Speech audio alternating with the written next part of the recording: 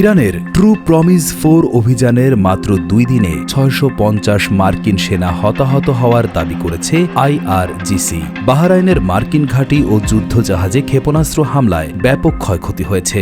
হামলার মুখে মার্কিন রণতরী আব্রাহাম লিঙ্কন মধ্যপ্রাচ্যের জলসীমা ছেড়ে পালিয়ে গেছে বলে ইরান জানিয়েছে। বাহরাইনে থাকা মার্কিন নৌবাহিনীর প্রধান দপ্তরে ইরান ড্রোন এবং মিসাইল দিয়ে বারবার হামলা চালিয়েছে।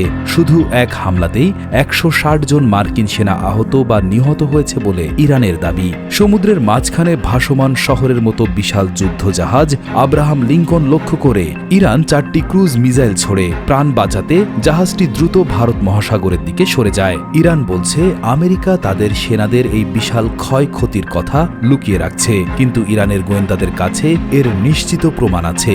ইসরায়েল এবং আমেরিকার বিভিন্ন আগ্রাসনের প্রতিবাদে এবং বদলা নিতেই ইরান এই বড় ধরনের আক্রমণগুলো চালিয়েছে।